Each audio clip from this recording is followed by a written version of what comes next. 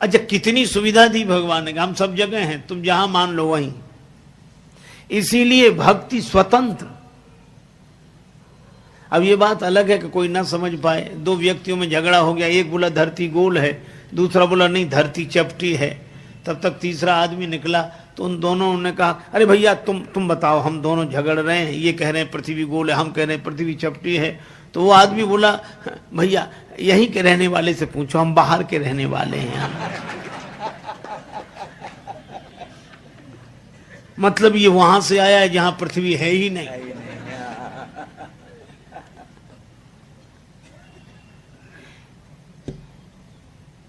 श्रीमद् भागवत में कथा है, भगवान जब प्रकट हो रहे थे, माता के गर्भ में थे, तो उनकी गर्भ स्तुति हुई। तो एक संत ने कहा कि भगवान गर्भ में आए तो देवता उनकी स्तुति करने लगे। एक सज्जन खड़े हो गए, कहने लगे भगवान भी गर्भ में आते हैं। अब उसको आपत्ति है, भगवान और गर्भ में आ जाएं तो फिर हम में और भगवान में अंतर क्या है। तो उसने कहा भगवान भी गर्भ में आते हैं। तो कथा कहने वाले महात्मा कुछ कहते, इसके पूर्व ही एक महापुरुष वहां विराजमान थे, उन्होंने उसी से प्रति प्रश्न किया।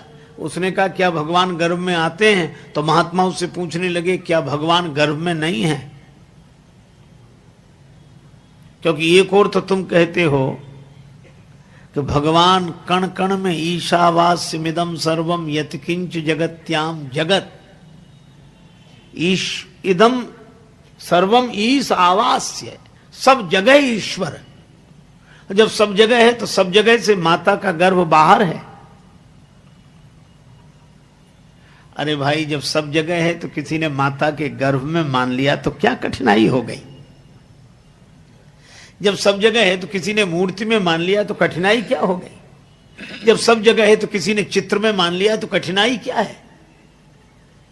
अद्भुत हमारी व्यापकता की सोच है। हम परमात्मा को सर्वव्यापी तो मानते हैं, पर मूर्ति में नहीं मानते, चित्र में नहीं मानते, और परमात्मा सर्वव्यापक है।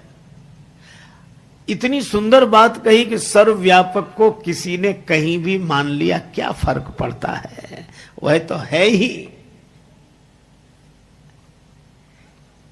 चाहे मंदिर में, मूर्ति में, कैलेंडर में, आपका जहां मन करे वहां मान लो, पर अपने ढंग से मान लो, अपने हिसाब से। अब मीराबाई ने भगवान का एक नाम चुना, मीरा के प्रभु गिरधर नागर, यही नाम, मीरा के प्रभु गिरधर नागर।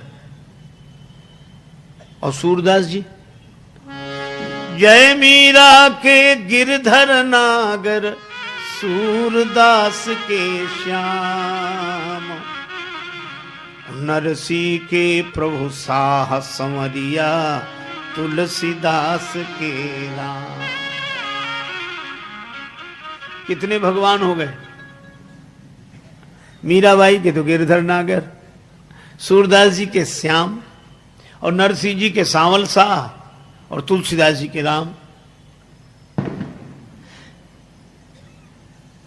अरे भाई एक बार एक सज्जन बोले कि श्री कबीरदास जी ने तो 4 राम बताए अलग अलग। हम लोग 4 कैसे? कहा एक राम दशरथ का बेटा, एक राम घट घट में लेटा, एक राम का सकल पसारा, एक राम सब घट से न्यारा। हमने कहा कबीरदास जी ने 4 कहा, एक ही तो कहे।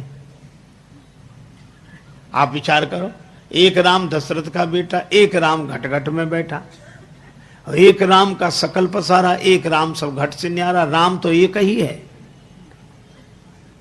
राम अलग अलग कहा? बोले ऐसे तो हमने सोचा ही नहीं। तो हमने कहा ऐसे कहा करो कि वही राम दशरथ का बेटा, वही राम घट घट में बैठा, उसी राम का सकल पसारा, वही राम है सबसे न्यारा।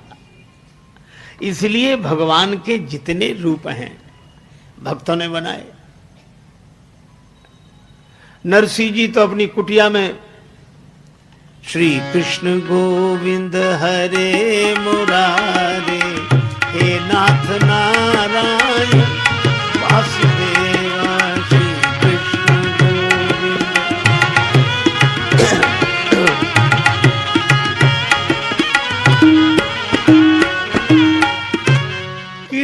बस।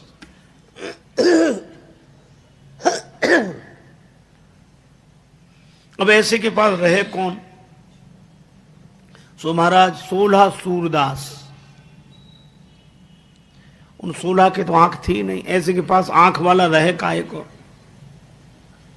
बेचारे सूरदास रहते, उन्हें कुछ दिखता ही नहीं था। और नरसिंह जी कीर्तन करें, वो अपनी आंख बंद कर लें।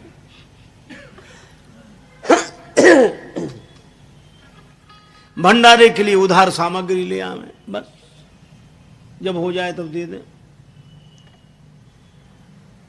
एक बार उस बस्ती में कुछ संत लोग आए। संतों ने पूछा कि भाई हमें द्वारिका जाना है, पैसा हमारे पास है, यहां किसी के पास हम पैसा जमा कर दें, द्वारिका में कारोबार हो तो हुंडी का कागज लिख कर दे दें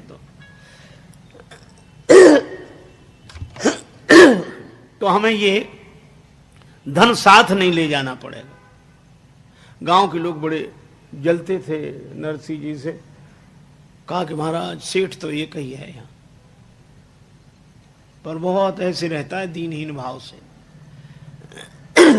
आप पीछे पड़ जाना, द्वारिका में बड़ा कारोबार है उसका, वो लिख सकता है हुंडी, और तो गांव में कोई है ही नहीं। संतों ने कहा चलो। नरसिंह जी श्री कृष्ण गोविंद हरे मुरारे हे नाथ नारायण वासुदेव, और संत आए। अरे जय हो सेठ जी, हमारा भी उद्धार करो। नरसिंह जी कांप गए, हम कब से उद्धार करने लगे? हम तो कीर्तन करते हैं। सेठ बोले कि हम द्वारिका जा रहे हैं, हमारा पैसा जमा करो, हुंडी लिख कर दो। नरसिंह जी ने कहा कि महाराज मैं तो दीनहीन हूं, मैं तो खुद उधार ला के भंडारा करता हूं, ऐसे ही हम तो कीर्तन करने वाले हैं, गरीब आदमी हमारे पास में। संत बोले गांव वालों ने पहले ही कहा था, वो ऐसे ही बोलेगा।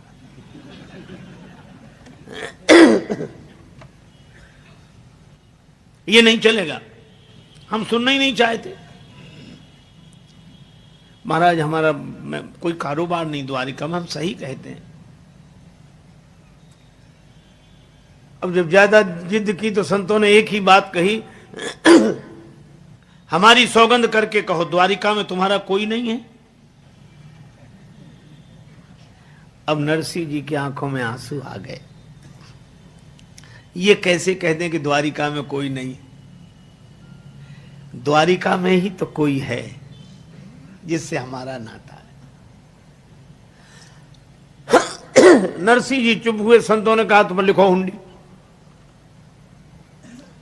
नरसिंह जी ने भी सोचा कि भगवान ने भेज दिया तो लिखा ही देते। लाओ पैसा ले लिया, हुंडी लिख दी। लिखें किसके नाम?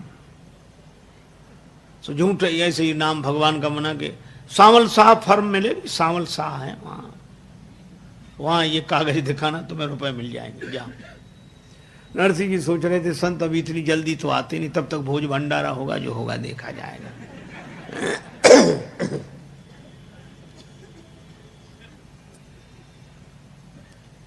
खूब भंडारा हुआ, कीर्तन हुआ, संत पहुंचे द्वारिका, वहां कोई मिले ही नहीं इस नाम का। शहर में ढूंढते ढूंढते परेशान हो गए। तब बड़े नाराज होकर समुद्र किनारे जाके बैठे, ठग लिया। दूसरे बोले वो तो पहले ही मना कर रहे थे कि हमारा कोई, तुम ही पीछे पड़ गए। अरे तो उसे बताना तो चाहिए। अरे वो बता तो रहा था, तुमने सुना कब उसकी बात? नरसिंह जी को बुरा भला कहने लगे, गाली देने लगे। संतों की भाषा। बैठ सिंधु तट संत जन भरने लगे जो आह, तब तक प्रभु जी प्रगट भे बन के सांवल साह। भगवान सांवल साह बन के प्रकट हो गए। चश्मा लगाए, कलम कान पे रखे, पगड़ी बांधे, पूरा पोशाक। अरे भैया जूनागढ़ से कौन आए? नरसिंह जी का नाम कौन ले रहे हैं? कौन ले रहे हैं भैया? कौन कौन? अब संतों ने सुना कि कोई अपनी बारे में पूछ रहा है। संतों, अरे भैया आओ आओ आओ, आप भले आ गए हो। मेरा नाम सांवल शाह है, तुम मैं यहाँ से बहुत दूर रहता हूँ, इसलिए कल मिल नहीं पाया। लाओ हुंडी दो। संतों ने कहा जल्दी दो। हुंडी दी, रुपया मिल गया। भगवान ने एक चिट्ठी लिखी नरसिंह जी को, ये दे देना।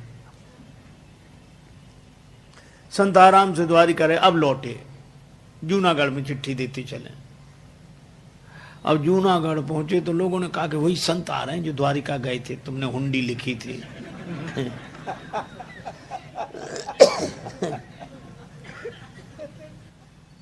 बेचारे नरसिंह जी कुटिया के भीतर घुस गए। अब संत कहे बाहर तो निकलो भाई, बाहर तो आओ। अब भीतर से कहे महाराज क्षमा करो, और क्या बताएं, आप ही नहीं माने, हम तो बहुत मना किया कि हमारा कोई नहीं, और आप ही नहीं माने।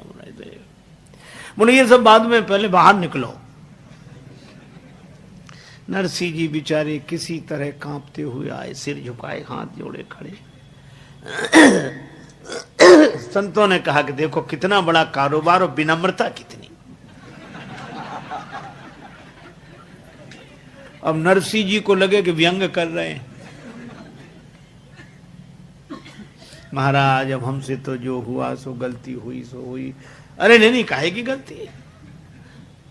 संतों ने कहा सचमुच हम व्यंग नहीं कर रहे, ये चिट्ठी पढ़। हमें सामल शाह ने दी। नरसिंह जी ने वो चिट्ठी पढ़ी। उसमें लिखा था, सिद्ध श्री जूनागढ़ के भक्त राज नरसिंह को कहियो हमारी जाए जय नरसिंह की है। संतन के बहाने मोह सेवा को अवसर दियो। चिट्ठी लिख भेजी, बात यह नीकी है। बार बार संतन के संदेशे तो भेजत मोह, आप नहीं आवत बात यह फीकी है। और जान के मुनीम फेर याद करना हमें, काम काज लिखना ये दुकान आप ही की है।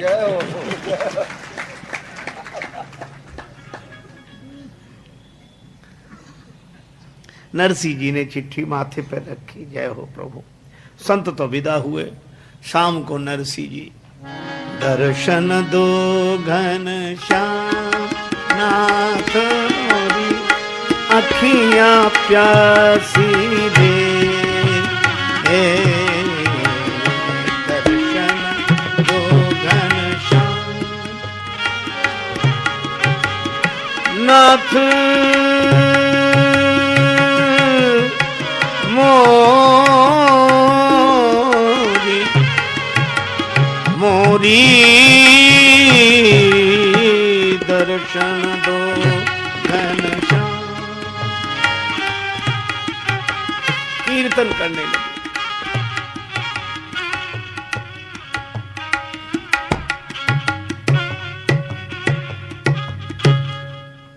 भगवान प्रकट हो गए। नरसिंह जी चरणों, प्रभु बड़ी कृपा, आपने हमारी बात रख ली, आपकी बड़ी कृपा। भगवान हंसकर बोले कृपा तो तुम्हारी है। नरसिंह जी बोले हमारी काहे कृपा। भगवान बोले हम जब से जन्म लेकर आए सबने हमें चोर कहा, सबने। माखन चोर, चीर चोर, चित चोर। लेकिन आपने बड़ी कृपा की। क्या? बोले चोर को साहे तो बना दिया। तो नरसिंह जी के भगवान का नाम सामल शाह, अलग नाम है। गिरधर नागर, कहीं नाम न मिले। मीरा के प्रभु गिरधर नागर। तो भक्त लोग अपनी भावना के अनुसार भगवान को अपना बनाते हैं। देखो आस्तिकता और भक्ति में यही अंतर है। जैसे किसी के पास आटा रखा हो, आटा खूब भंडार भरा हो आटे का, और आटे की रोटी बनती है, लेकिन पेट आटे से नहीं भरता, रोटी से भरता है। तो आटा अपने पास है, ये आस्तिकता है। परमात्मा है, हम मानते, परमात्मा है, मानते। पर भक्ति है उस आटे की रोटी बना लेना। देखो भगवान का पता प्राप्ति नहीं है, भगवान कहां, किसी से पूछो कोई बता देगा। भगवान कहां? सब जगह है, तुम्हारे हमारे भीतर, सब जगह, सब जगह वही है। और ऐसा विश्वास कर लेना यह आस्तिकता है, पता प्राप्ति नहीं है। हरि व्यापक सर्वत्र समाना ये पता लगा है, पर प्राप्त करने के लिए प्रेम ते प्रगट हो ही मैं जाना। भगवान को जब एक नाम लेकर, एक रूप लेकर हम अपनी भावना से संबंध जोड़ते हैं, तब भगवान प्रकट होकर लीलाएं करते हैं।